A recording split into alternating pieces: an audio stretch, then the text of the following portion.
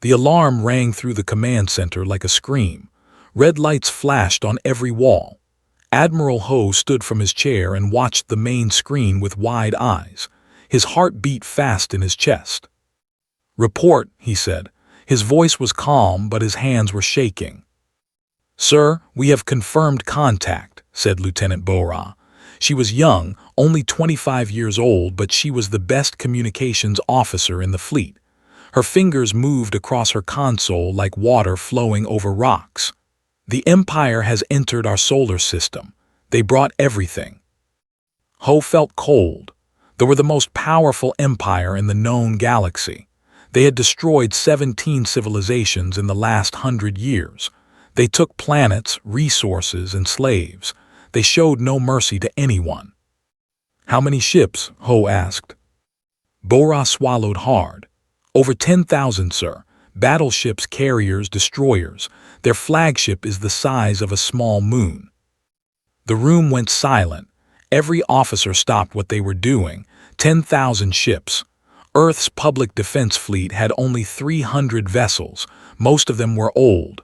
Most of them were weak. "Contact the Galactic Council," Ho ordered. "Request immediate assistance." Bora nodded and sent the message. Minutes passed like hours. Finally, a response came. She read it out loud and her voice cracked.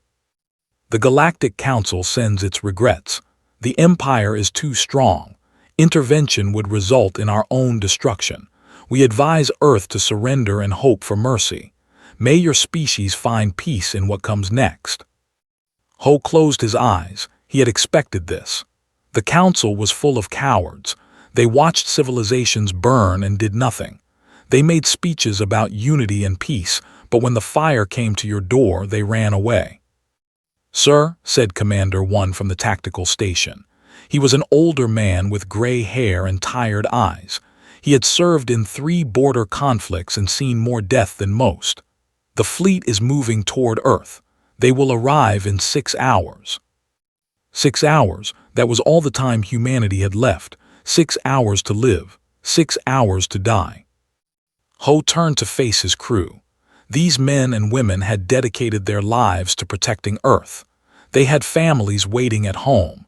They had dreams that would never come true. And they looked at him now, waiting for orders, waiting for hope. "Launch the defense fleet," Ho said. "Every ship we have, we will meet them at the edge of the solar system." "Sir, that is suicide," one said quietly. "We cannot win." "I know," Ho replied. "But we can buy time. Every minute we fight is another minute for people on Earth to say goodbye to the ones they love." The fleet launched within the hour.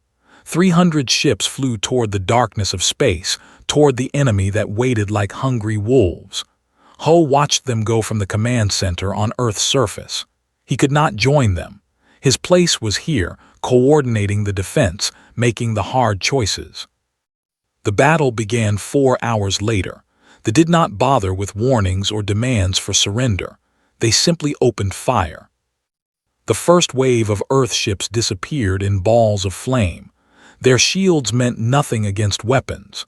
Their missiles were shot down before they could reach their targets. It was not a battle. It was a massacre. 40 ships destroyed in the first minute, Bora reported. Her voice was empty now, like she had already accepted death. 67, 92, 115. Ho watched the screen. Each light that went out was a ship. Each ship was a crew of hundreds. Fathers, mothers, sons, daughters, gone in an instant. "The flagship Braveheart is engaging the enemy command ship," one said. "Captain Min is attempting a ramming maneuver." On the screen, a tiny dot moved toward a massive shape. The Braveheart was the pride of Earth's fleet. It carried 2,000 crew members. Captain Min had served with Ho for 20 years. They had been friends since the academy. The Braveheart hit the enemy shields and exploded. The ship was not even scratched. "Braveheart destroyed," Bora whispered. "No survivors." Ho felt tears run down his face. He did not wipe them away. There was no shame in crying for the dead. The battle lasted only 45 minutes. When it was over, Earth's entire defense fleet was gone. Not a single ship survived. Over 60,000 soldiers died in less than an hour. The fleet continued toward Earth without slowing down.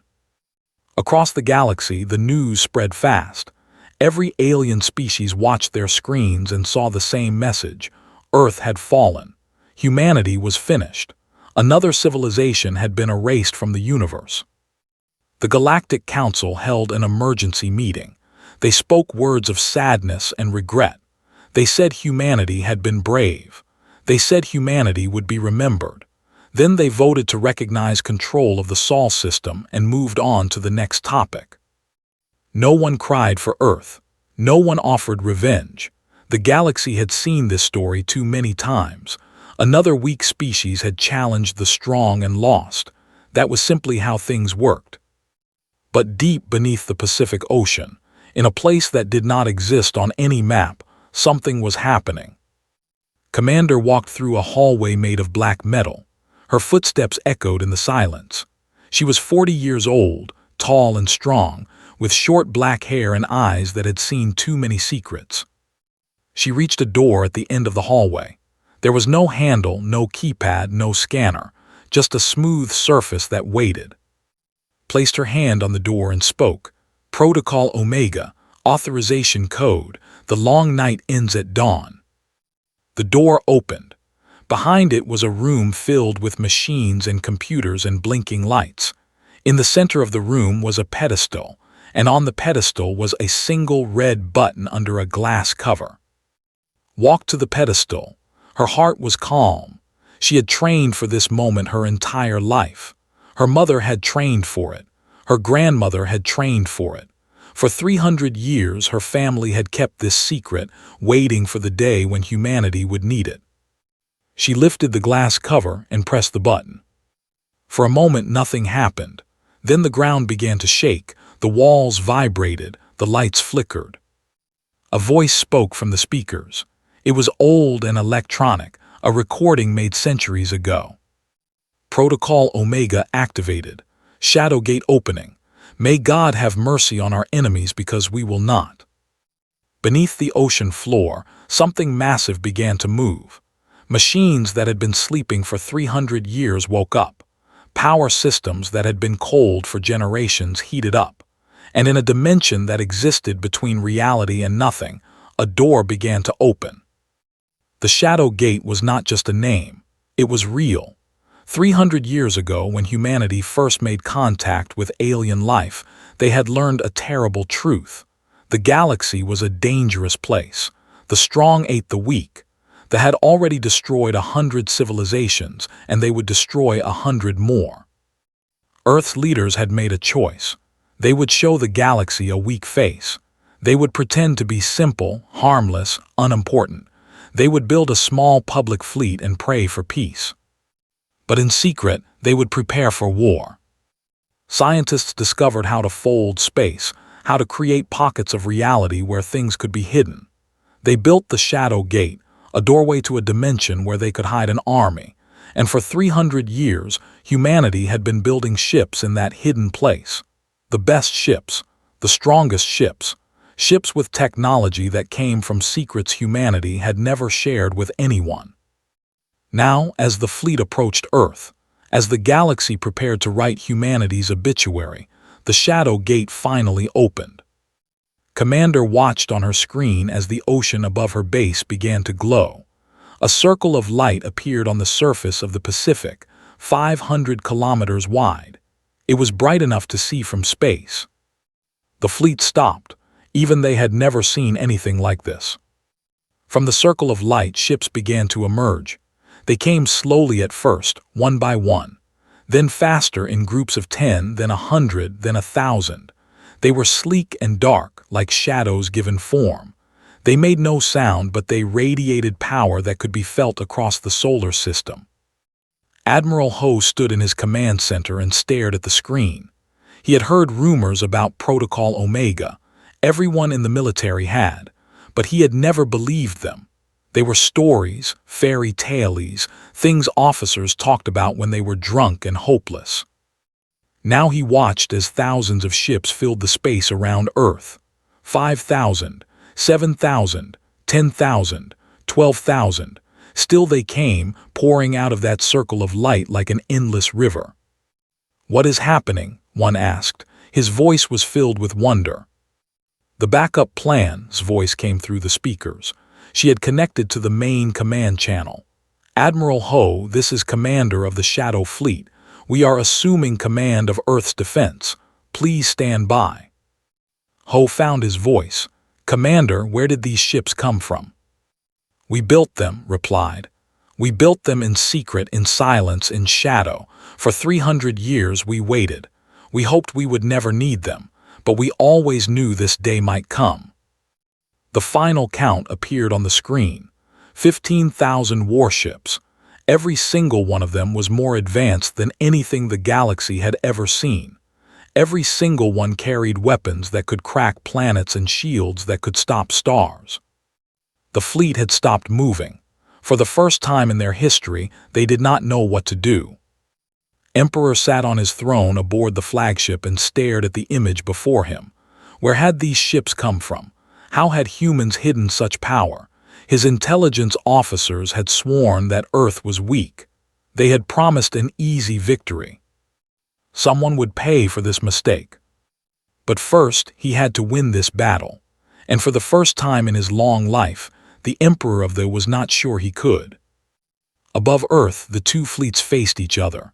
The hunters and the hunted, the predator and what everyone thought was prey. But prey does not hide fleets in shadow dimensions. Prey does not wait 300 years for the perfect moment to strike. Prey does not smile when death comes knocking. Humanity had never been prey. They had just been patient. And now their patience had finally run out. Commander sat in her captain's chair and looked at the fleet. She thought about all the civilizations they had destroyed, all the species they had enslaved, all the children who had died screaming while the galaxy did nothing. She opened a channel to all human ships. "This is Commander to the Shadow Fleet. Today we fight not just for Earth. We fight for every species that have ever hurt. We fight for justice. We fight for revenge. We fight because we are human and humans do not die quietly." She paused, and when she spoke again, her voice was cold as space itself. "All ships prepare for battle. Show them what hides in the shadow." The fleet moved forward, and the stars themselves seemed to tremble. The ships of the Shadow Fleet moved through space like ghosts. They made no sound. They barely reflected light. If the sensors had not already detected them, they would have been invisible. Commander stood at the front of the bridge of her flagship, the Silent Dawn. It was the largest ship in the fleet, almost 2 kilometers long, shaped like a blade made of darkness. The bridge was filled with officers who had been sleeping for decades, their minds still adjusting to being awake. Captain Sungwoo stood next to her. He was 50 years old with a strong jaw and kind eyes. But those eyes looked confused now, lost in a fog of old memories that did not match the present. "How long?" he asked quietly. "How long were we asleep?" 62 years, replied. "You entered stasis in 2287. It is now 2349. Sungwoo closed his eyes. 62 years. When he went asleep, his daughter had been 5 years old. She had kissed his cheek and promised to wait for him. Now she would be 67, an old woman, maybe already dead. "My family?" he asked, though he was afraid to hear the answer. "Your daughter is alive," said gently. "She became a doctor. She has 3 children and 5. She never stopped believing you would come back." Sungwoo let out a breath he did not know he was holding. Tears filled his eyes. She waited. "All of your families were taken care of," explained. "That was part of the deal. Everyone who joined the Shadow Fleet, their loved ones were protected, provided for, remembered. Your daughter received letters from you every year. We wrote them based on your personality profile. She thought you were on a long-term deep space mission." It was a lie, of course. A beautiful, necessary lie. The crew of the Shadow Fleet had given up their lives, their time, their futures. They deserved to know their sacrifice had meaning. All across the fleet, similar conversations were happening. Thousands of officers were waking up from stasis, learning that decades had passed, discovering what had happened to the people they loved. Some cried, some laughed, some sat in silence, unable to process the weight of time. But they did not have long to grieve. The fleet was still there, still waiting, and soon the battle would begin. Walked through the ship, checking on her crew. The Silent Dawn carried 3,000 personnel, and every single one of them was essential. Engineers, weapons specialists, pilots, medical officers. They had trained for years before entering stasis, becoming the best at what they did. She stopped at the fighter bay, where hundreds of small attack ships waited in neat rows. These were not ordinary fighters. They were equipped with phase shift drives that let them teleport short distances. No enemy had ever seen such technology. Pilot was checking her ship when arrived. She was young, only 28, one of the few crew members who had entered stasis recently.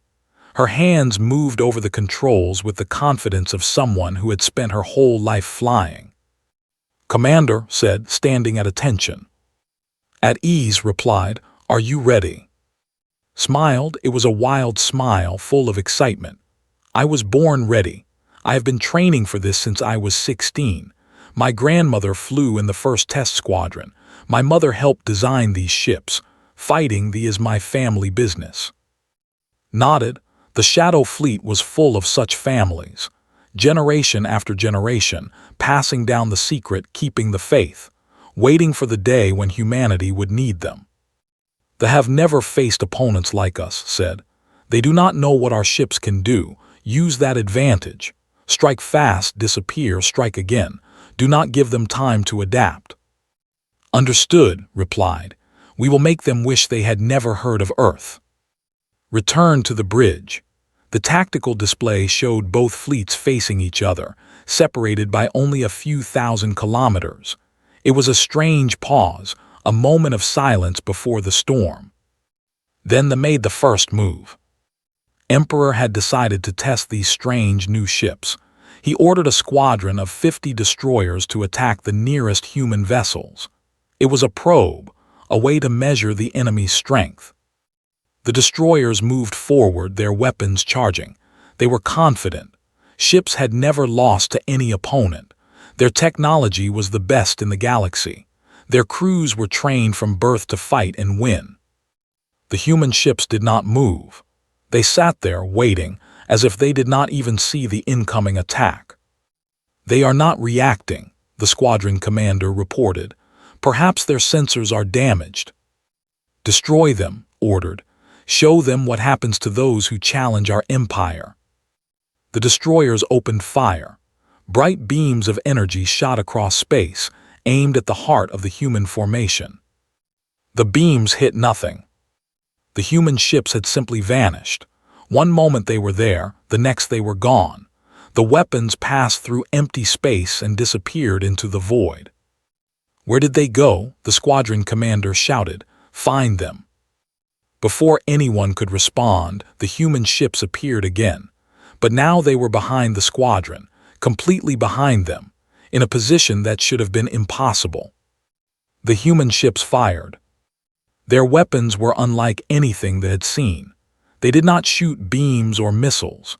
They shot pulses of concentrated gravity, waves of force that crushed matter like paper. The shields, the strongest in the galaxy, collapsed in seconds. 50 destroyers were reduced to twisted metal in less than a minute. Not a single one survived. Emperor watched in disbelief.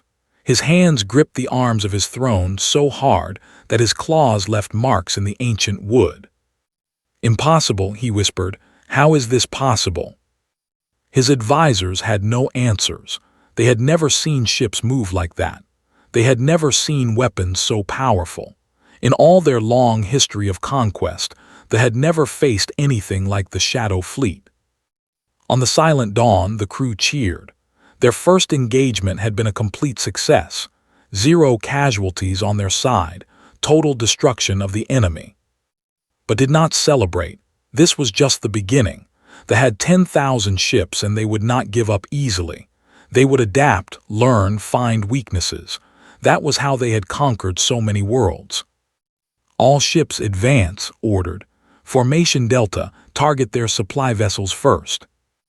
The Shadow Fleet moved like a single organism. 15,000 ships flowing through space in perfect coordination. Their movements were guided by quantum-linked computers that shared information faster than light. Every ship knew what every other ship was doing. Every pilot was connected to the whole. They tried to respond, but they were too slow. Human ships appeared and disappeared, striking from angles that should not exist.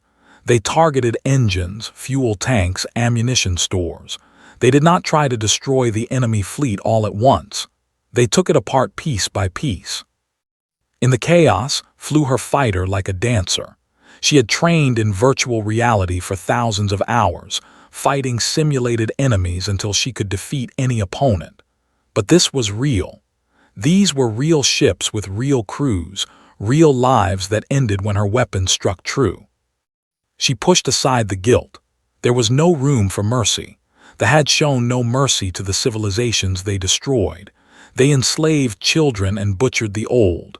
They burned worlds for entertainment. Whatever happened to them now, they had earned. A cruiser appeared in front of her. It was huge, 100 times the size of her small fighter. Its weapons turned toward her, ready to fire. Activated her phase shift drive. Her ship vanished, reappearing inside the cruiser's shield bubble. She was so close that she could see the enemy crew through their windows, their alien faces twisted with surprise. She fired every weapon she had. Her missiles hit the cruiser's reactor core. The explosion was beautiful, a flower of fire blooming in the darkness of space. One kill, she kept moving. The battle lasted 3 hours. When it was over, they had lost 2,000 ships. Humanity had lost 17. It was not a victory, it was humiliation. Emperor sat on his throne and looked at the damage reports. His hands were shaking, but not with fear, with rage. How? He demanded. How do these primitives have such technology? Our intelligence said they were weak. His intelligence chief stepped forward. He was an old from 100 battles. Majesty, we were deceived. The humans showed us a false face for 3 centuries. They made us believe they were harmless while they built this fleet in secret. Where did they get this technology? Asked. These weapons, these drives, these shields, they are more advanced than anything we have ever seen. The intelligence chief hesitated. We have one theory, Majesty, but you will not like it. Speak. 200 years ago, one of our scout ships disappeared near human space. We thought it was destroyed by an asteroid field. But if the humans captured it, if they took it apart and studied it. Understood. The humans had reverse-engineered technology. They had taken the Empire's own secrets and improved upon them, made them better, made them deadlier. The prey had stolen the predator's claws. Order a full retreat, said quietly. His voice was calm, but his eyes burned with hatred. Pull back to the edge of the system. We need time to analyze their capabilities and develop counters. His generals looked shocked. The Empire did not retreat. They had never retreated in 1,000 years of war. Majesty, one general said, if we retreat, the galaxy will see. Our reputation. Our reputation means nothing if we are destroyed, snapped. This is not cowardice. This is strategy. We will learn their weaknesses and then we will crush them. Every human will die. Every human world will burn. This I swear on the blood of my ancestors. The fleet began to pull back. It was slow and organized, not a panicked rout but a calculated withdrawal. They had lost many ships, but they still had 8,000 left. Still a massive force. Still dangerous. Watch them go. She did not order a pursuit. Her own ships needed time to repair and resupply. The stasis crews needed more time to adjust to being awake. Pushing too hard now would be a mistake. Commander, Sungwoo said, standing beside her. We won, we actually won. We won this battle, replied. The war is just beginning. They will come back stronger. They always do. She turned to face her crew. They looked tired but proud. They had proven that humanity was not weak. They had shown the galaxy that Earth was not finished. Get some rest, ordered. Eat, sleep, call your families if you can. In 24 hours, we start planning the next phase. As the crew dispersed, walked to the observation deck. It was a large room with a window that showed the stars. She stood there alone, looking at the darkness of space, thinking about everything that had happened and everything that was still to come. 300 years of secrets, 300 years of sacrifice. Generations of her family had dedicated their lives to this moment. Her great-great-grandmother had been one of the original designers of the Shadow Fleet. Her grandmother had commanded one of the first ships. Her mother had died in a training accident, killed by the very technology she helped create, and now carried all of their hopes and all of their fears on her shoulders. She thought about they were not evil in the way that simple stories described evil. They were a proud species who believed that strength was the only virtue that mattered. They conquered because it was their nature, the same way a wolf hunted deer. They did not hate their victims. They simply did not care about them. Humanity had chosen a different path. They had learned that strength was not just about weapons and ships. It was about patience, about secrets, about the ability to wait and watch and plan. The galaxy thought humans were weak because they smiled and cooperated and avoided conflict. But those same humans had hidden an armada in a pocket dimension for 3 centuries without anyone knowing. That was a different kind of strength, a quieter kind, and perhaps in the end it would be the kind that mattered most. The stars sparkled in the darkness, billions of lights scattered across infinity. Somewhere out there, civilizations were watching. Aliens who had written humanity off as dead were learning the truth. Species who had been conquered by were seeing something they had never seen before. Hope smiled and whispered to the stars. We are humanity. We are the children of Earth, and we are just getting started. The news spread across the galaxy like fire spreading through dry grass. Every species, every planet, every space station heard the same incredible story. The Empire had attacked Earth. The Empire had retreated. No one could believe it. On the trading world of Nexus Prime, aliens from a dozen different species gathered around display screens, watching the footage again and again.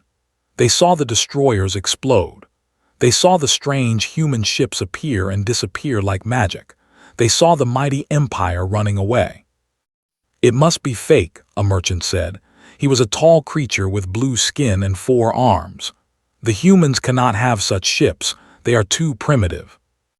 The footage is confirmed, his companion replied. She was a small and covered in soft gray fur. Multiple sources, multiple angles, it is real. The humans have been hiding a secret fleet. The shook his head. But why? Why hide such power? If we had ships like that, we would use them to protect ourselves. Perhaps, the said quietly, they were waiting for the right moment. Perhaps they knew this day would come. Across the galaxy, similar conversations were happening. Species who had ignored humanity for centuries suddenly found themselves very interested. What else were the humans hiding? How had they developed such technology? And most importantly, whose side were they on? The Galactic Council held an emergency session. The Great Chamber, which usually echoed with polite speeches and boring debates, was filled with shouting and confusion. We must send aid to Earth, the Tellurian ambassador declared. He was a being of pure energy, his form flickering with agitation. They have threatened galactic peace for too long. This is our chance to finally stop them. And what if the humans lose? The ambassador replied. There were large reptilians who valued survival above all else. If we support Earth and the win, they will destroy us too. Better to wait and see what happens. Cowardice, the Tellurian snapped. You would let others fight your battles while you hide in safety. The debate went on for hours. In the end, no decision was made. The Council, as always, chose to do nothing. But not everyone in the galaxy was so passive. In the dark regions of space, where they had conquered and enslaved countless species, something was stirring. Resistance fighters who had hidden for generations heard the news and felt something they had almost forgotten: hope. If the humans could stand against perhaps others could too. Perhaps the Empire was not as invincible as it seemed. Small rebellions began to spark on occupied worlds. Slaves stopped working. Resistance cells came out of hiding. It was nothing that could threaten the Empire directly, but it forced them to divert resources, to spread their forces thin. Commander heard about these rebellions and smiled. This was part of the plan. The Shadow Fleet had not just been built to fight directly. It had been built to inspire others, to show the galaxy that the mighty Empire could bleed. Now it was time for the next phase. Called her senior officers to the war room. It was a circular chamber at the heart of the Silent Dawn, surrounded by screens that showed tactical information from across the solar system. They have retreated to the edge of our system, said. They are regrouping, analyzing our capabilities, looking for weaknesses. We cannot give them time to adapt. We need to hit them hard and fast where they least expect it. Their supply lines, Captain Sungwoo said immediately. He had recovered from the shock of awakening and was thinking clearly now. An army this size needs constant resupply. Fuel, ammunition, food. Cut the supply lines and they will starve. Exactly, agreed. Intelligence shows that their main supply depot is in the asteroid field near Jupiter. They think it is hidden, but we have been watching them for days. I want a strike team to destroy it. Pilot leaned forward. Let me lead it. My squadron can phase shift into the asteroid field, destroy the depot, and be gone before they know what hit them. Nodded. You have the mission. Take 50 fighters. Hit them hard, then disappear. No prolonged engagements. We cannot afford to lose pilots on a supply raid. Stood and saluted. Yes, Commander, they will never see us coming. 6 hours later, led her squadron through the darkness of space. The Jupiter asteroid field was ahead, a swirling cloud of rocks and ice that hid countless secrets. Ships patrolled the outer edges, but they were looking for enemies approaching from normal space. They never expected anyone to simply appear inside their defenses. All fighters check phase shift drives, ordered. We jump in 30 seconds. Remember, speed is life. Hit your targets and get out. The countdown ended. 50 human fighters vanished from normal space and reappeared in the heart of the asteroid field. The supply depot was huge. It was built into the largest asteroid, a structure of metal and lights that held enough fuel and weapons to keep the invasion fleet running for months. Around it, 100 cargo ships waited to make deliveries. Guard stations floated at strategic points, their weapons ready. None of them were pointed in the right direction. Squadron opened fire. Their gravity pulse weapons smashed into the guard stations, crushing them like insects. The cargo ships tried to run, but there was nowhere to go. Phase shift fighters appeared on all sides, cutting off every escape route. Target the main depot, commanded. Hit the fuel storage, one big boom. She dove toward the asteroid, her fighter moving faster than any normal ship could fly. Enemy fire filled the space around her, but she was too quick, too skilled. She dodged and weaved, closing the distance. The fuel storage was protected by a heavy shield, but had trained for this. She pushed her phase shift drive to its limits, appearing inside the shield for just a fraction of a second, long enough to launch a single missile. The missile hit the fuel tanks. The explosion was so bright that sensors across the solar system detected it. A new star briefly appeared in the darkness, then faded as the depot, the cargo ships, and everything around them was consumed by fire. All fighters retreat, ordered. Mission complete. 50 fighters phase shifted away.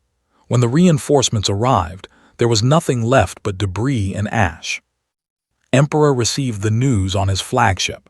His rage was terrible to see. He destroyed furniture, killed servants who were too slow to escape, and screamed curses that echoed through the ship.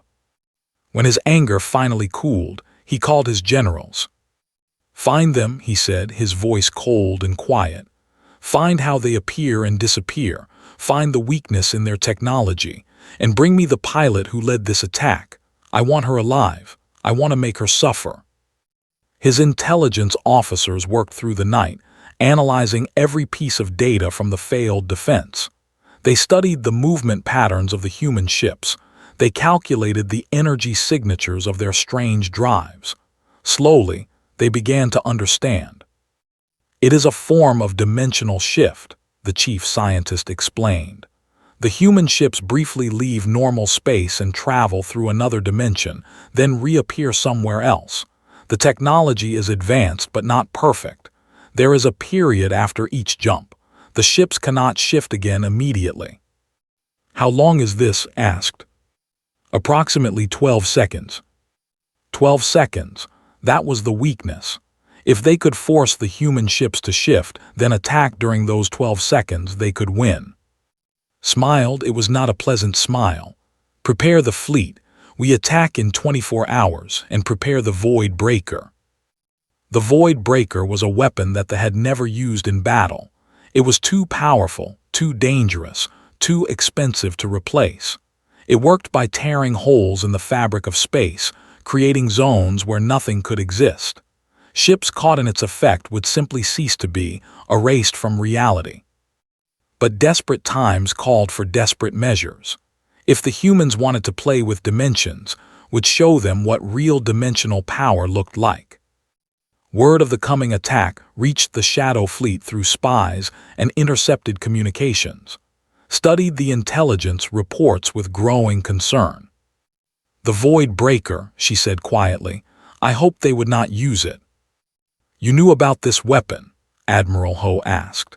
He had come aboard the Silent Dawn to coordinate with the Shadow Fleet, and he was still adjusting to the reality of ships and technology he had never imagined. "We have records from the ship we captured 200 years ago," explained. "The Void Breaker was still theoretical then, but we knew they were working on it. If our calculations are correct, it creates a zone of dimensional instability. Anything caught in that zone is destroyed. Worse, it is erased. Not even atoms remain.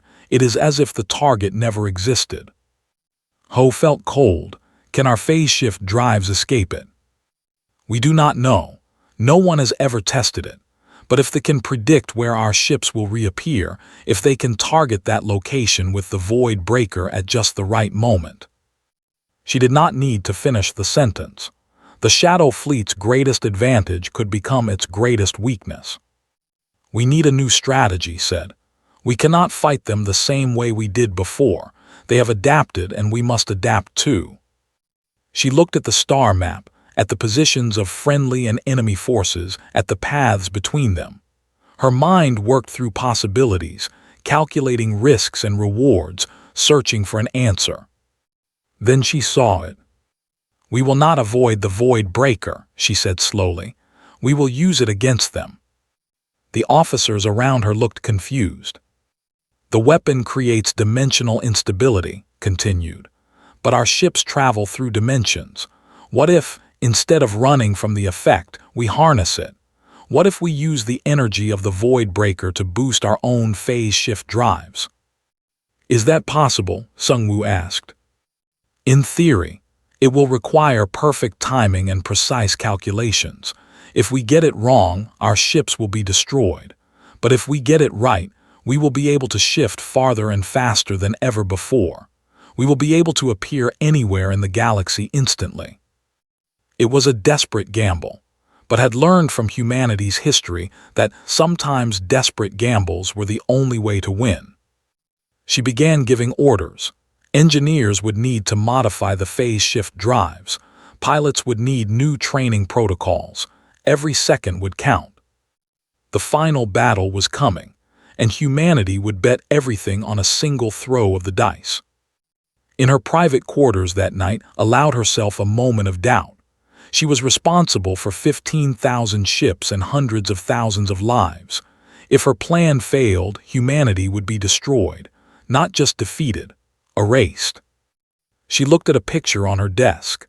It showed her mother, smiling, holding a young in her arms. Her mother had died believing in the Shadow Fleet, believing in humanity's secret strength. What would she think now? Touch the picture gently. "I hope I am making you proud," she whispered. "I hope I am doing the right thing." There was no answer. There never was, but in her heart felt a warmth that might have been memory or might have been something more. She was not alone. She carried her ancestors with her, all the generations who had kept the secret, who had sacrificed everything for this moment. Their strength was her strength. Their courage was her courage. Tomorrow humanity would face its greatest test, and was ready. The message came from the Galactic Council 3 hours before dawn on Earth. Commander read it with tired eyes, her coffee growing cold beside her. "To the people of Earth," the message began, "the Galactic Council extends its deepest apologies for its earlier decision not to intervene. We now recognize that our failure to act was a moral failure of the highest order. We humbly request permission to send military support to aid in your defense against the Empire." Read the message twice to make sure she understood it correctly. Then she laughed. It was a bitter sound without joy. The Council had watched humanity's public fleet get destroyed. They had written Earth's obituary without a second thought. Only now, when they saw that humanity had a chance of winning, did they want to help. Admiral Ho entered the command center. He looked as tired as felt. Neither of them had slept in 2 days. "I saw the council message," he said. "What do you think we should do?" "What I think and what we should do are 2 different things," replied. "I think we should tell them to go away and never speak to us again, but that would be foolish. So we accept their help. We accept their help, but we do not trust them. They abandoned us once. They will abandon us again if the battle turns against us." Stood and stretched her tired muscles. "Still, extra ships are extra ships, and the more enemies they face, the harder it will be for them to focus on us." Ho nodded. He understood the cold logic of war. Sometimes you had to work with people you despised because the alternative was death. "There is another message," he said quietly, "from the occupied worlds, from the resistance." Turned to him with interest. "What do they say?" "They want to fight. They have been slaves for generations, watching their families die, watching their cultures be erased. When they saw us stand against something changed in them. They are rising up across 100 worlds." "They will be slaughtered," said flatly. "The resistance does not have the weapons or training to fight directly. They know that. They are willing to die anyway." Ho paused. "They say they would rather die free than live as slaves." Closed her eyes. She understood that feeling. Her own ancestors had chosen the same thing when they built the Shadow Fleet. They had accepted the risk of death because the alternative, living under the shadow forever, was worse. "Can we help them?" she asked. "Not directly. We cannot spare ships to defend 100 different worlds, but we can give them weapons. We can give them information. We can teach them how to hurt in ways that matter." "Do it," ordered. "Send everything we can. If the galaxy is going to rise up, we should help them rise." For the next several hours, encrypted transmissions flowed out from the Shadow Fleet. Plans, weapons designs, tactical information. Everything that humanity had learned about fighting that was shared with anyone willing to use it. It was a gamble. Some of that information might fall into enemy hands, but believed that the benefit outweighed the risk. Every soldier who had to stay on an occupied world was one less soldier attacking Earth. Meanwhile, preparations for the final battle continued. Engineers worked around the clock to modify the phase shift drives. It was delicate work, adjusting systems that were already operating at the edge of what physics allowed. One mistake could cause a reactor core to explode or send a ship into a dimension from which it could never return. Pilots supervised the pilot training personally. She had become famous after her attack on the supply depot. Soldiers called her the ghost because she appeared and disappeared like a spirit. But she did not care about fame. She cared about keeping her people alive. The 12-second rule is absolute, she told her squadron. After you phase shift, you are vulnerable for 12 seconds. During that time, you cannot shift again. You have to evade the old-fashioned way with speed and skill. If you forget this, you will die.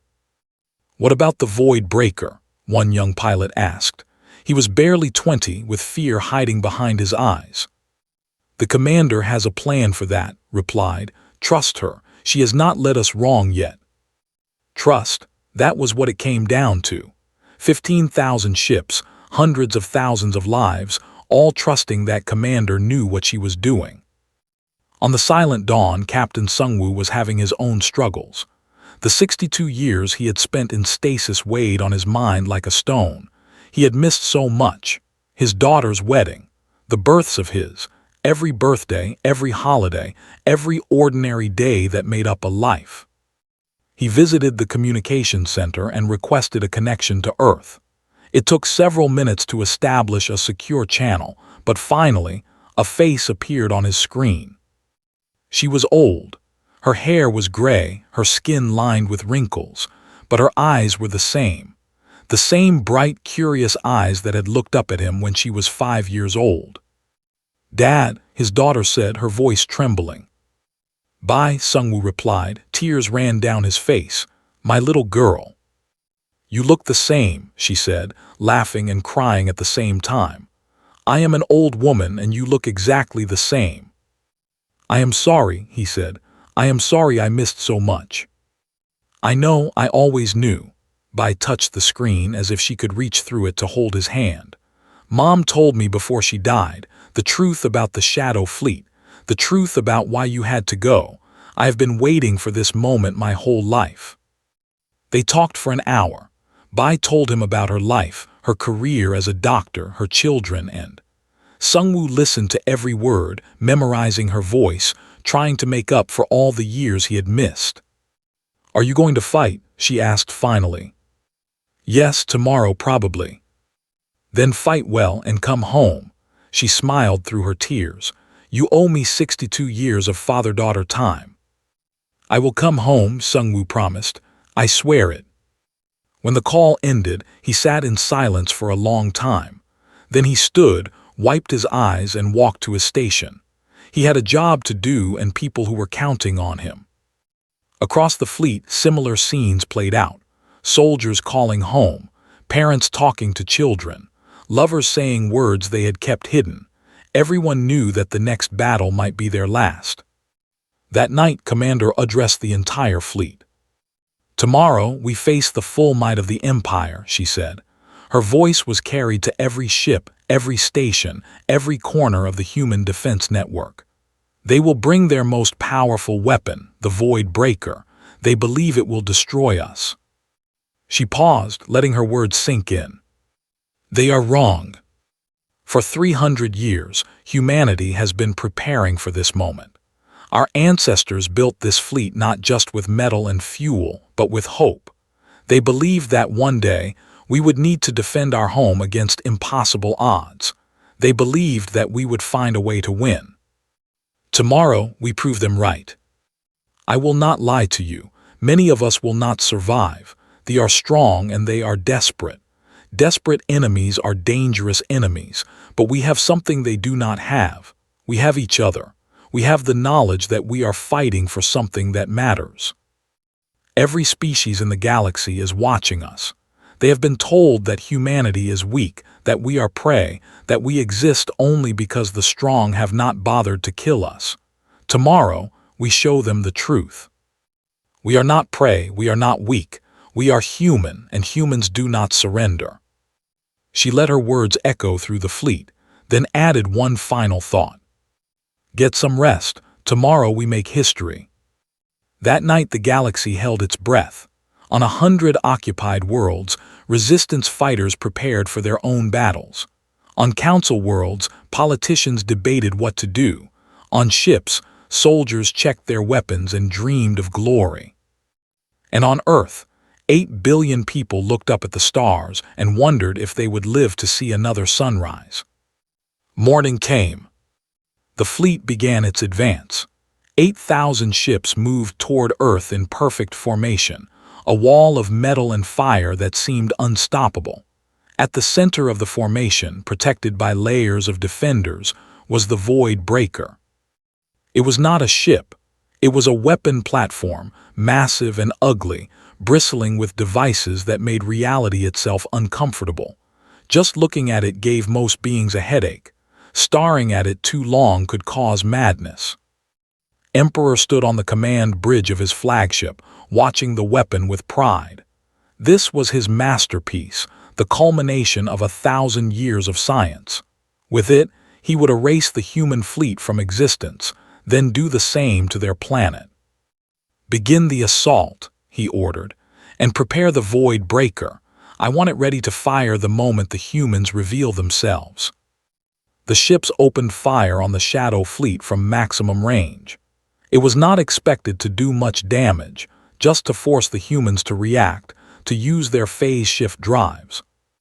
Watch the incoming fire calmly. All ships execute pattern Omega, phase shift on my command. She waited until the weapons were seconds from impact. Now, 15,000 ships vanished. The weapons passed through empty space. When the human ships reappeared, they were in a completely different position, surrounding the fleet on all sides. "There," the sensor officer shouted. "They have reappeared, coordinates locked." "Fire the Void Breaker," commanded. The weapon activated. A wave of dimensional energy erupted from the platform, spreading outward like ripples in a pond. Anything it touched would be unmade, erased from existence. The wave reached the location where the human ships had appeared. They were already gone. Watt stared at his screen. "That is impossible, the period."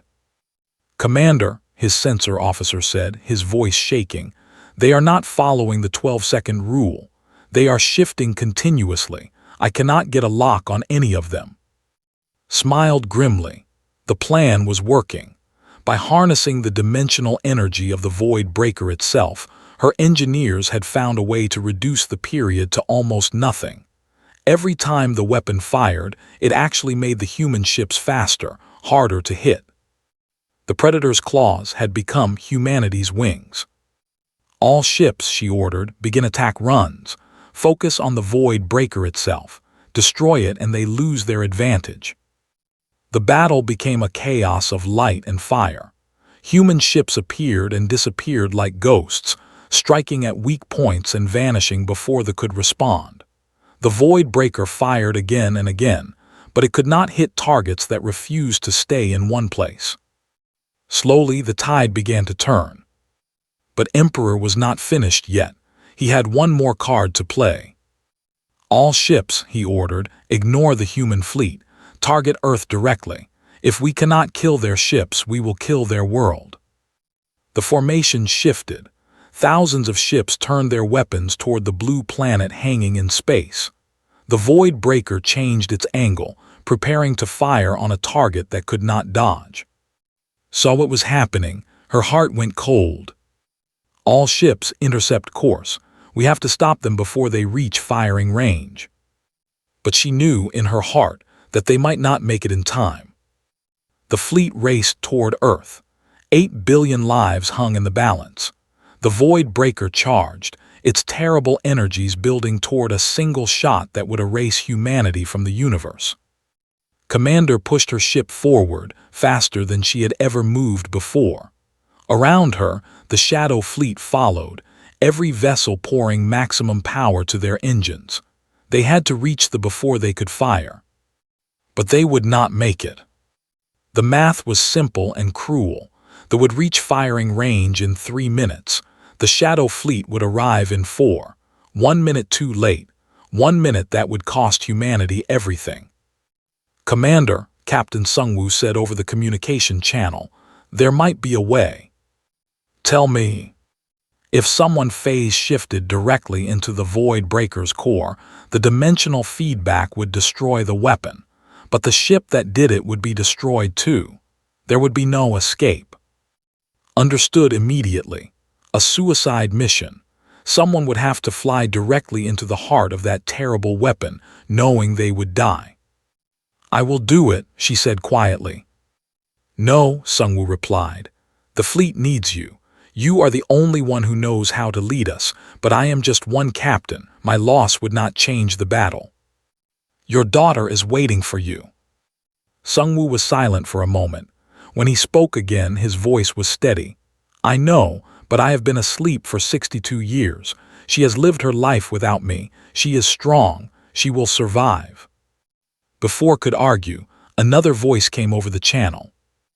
"Neither of you are doing this." It was Pilot.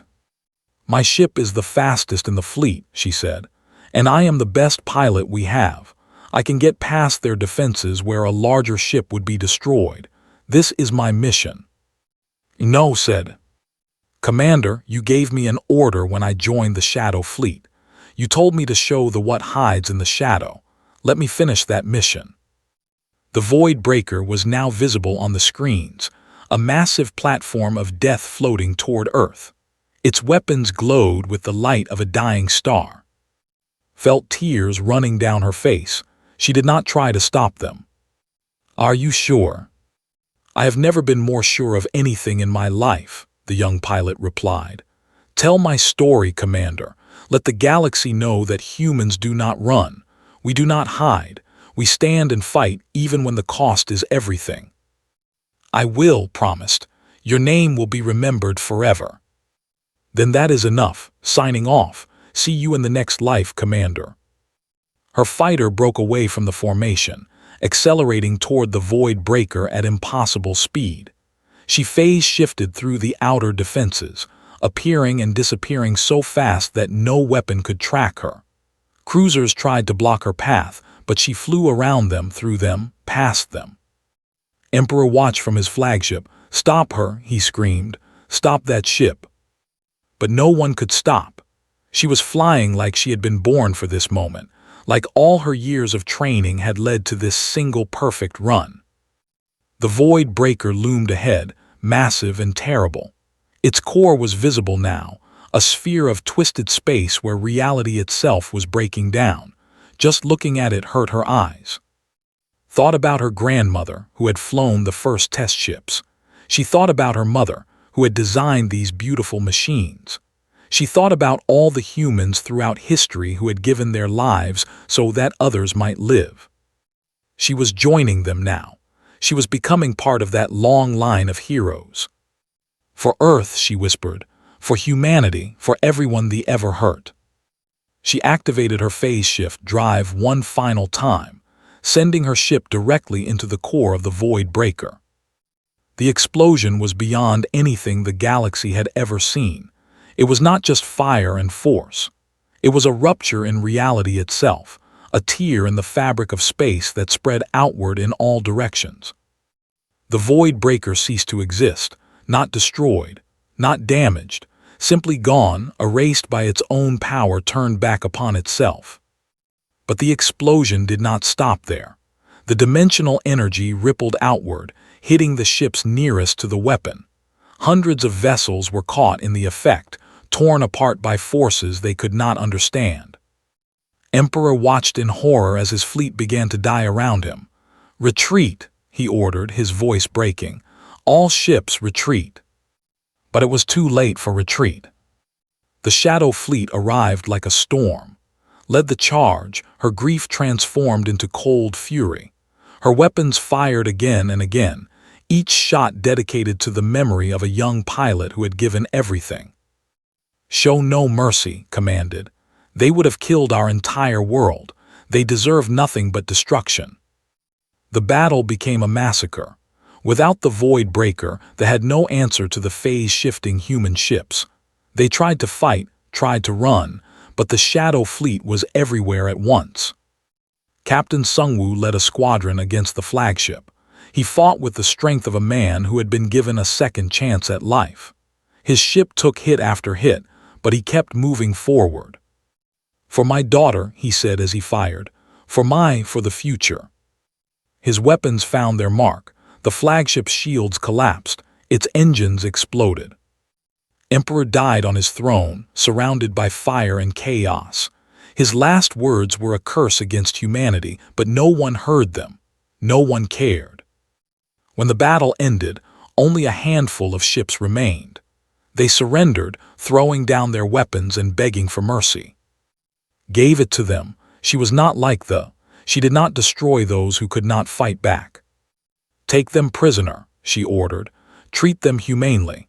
Let the galaxy see that humans can be strong and merciful at the same time." The news of the victory spread faster than light.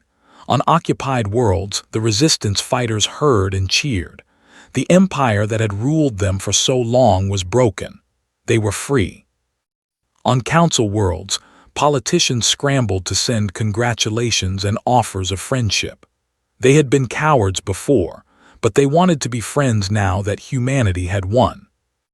And on Earth, 8 billion people looked up at the stars and cried tears of joy. 3 days later, Commander stood in the command center of the Silent Dawn. The ship was in orbit around Earth, part of a fleet that no longer needed to hide. The Shadow Gate was closed now. Its purpose had been served. The secret fleet was a secret no more. Admiral Ho stood beside her, along with Captain Sungwoo and dozens of other officers who had fought in the battle. "What happens now?" Ho asked. "Now we rebuild," replied. "We repair our ships, train new crews, and prepare for whatever comes next." "Do you think they will return?" "Their empire is collapsing. Rebellions are spreading across their territory. They will not threaten anyone for a very long time." She paused. "But the galaxy is a dangerous place. There will always be new threats. We must be ready." Sungwoo stepped forward. "I just received word from Earth. They want to hold a ceremony to honor the fallen, to celebrate the victory." Nodded slowly. "Deserves that. They all deserve that. They want you to speak, to tell the story." For a long moment was silent. She thought about all the sacrifices that had brought them to this point. 300 years of secrets, generations of families who had given their lives to the Shadow Fleet, and one brave pilot who had flown into the heart of death so that others might live. "I will speak," she said finally. "I will tell the galaxy what we did and why we did it. I will make sure that no one ever forgets." The ceremony was held 1 week later, on a sunny day in a great plaza on Earth. Millions of people attended in person.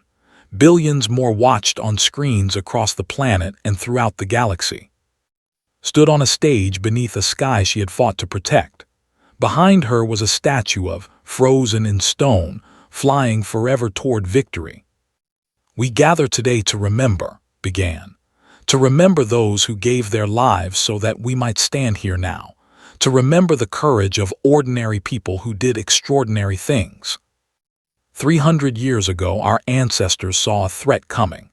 They knew that the galaxy was dangerous, that the strong destroyed the weak, that hope alone was not enough to survive. So they made a choice. They built a fleet in secret, trained crews in silence, and waited for the day when they would be needed. That day came, and they answered. They thought we were weak. They thought we would fall like all the others. They were wrong, not because we had bigger weapons or faster ships, but because we had something they could never understand. We had each other. Pilot did not fly into that weapon alone. She carried all of us with her, every human who ever lived, every dream we ever dreamed, every hope for a better tomorrow. She gave her life so that those dreams could survive. That is what it means to be human, not to never fall but to always get back up, not to never fear but to face our fears with courage, not to never sacrifice but to choose sacrifice when it matters most. She looked out at the crowd, at the faces of people who had been saved by the Shadow Fleet's courage. The galaxy knows us now. They see what we can do when we stand together. They see that we are not prey to be hunted, but partners to be respected. And they know that if anyone ever threatens us again, We will rise to meet them. We are humanity. We walked out of the shadows and we will never hide again. The crowd cheered, a sound that rolled across the plaza like thunder. Let the noise wash over her, feeling the joy and relief of a people who had faced extinction and survived. But even as she smiled, she was already thinking about the future. The battle was won, but the war for humanity's place in the galaxy was just beginning. There would be new challenges, new enemies, new tests of strength and will, but was not afraid. She had seen what her people could do. She had seen them rise from nothing to victory. Whatever came next, humanity would face it together. And that was enough.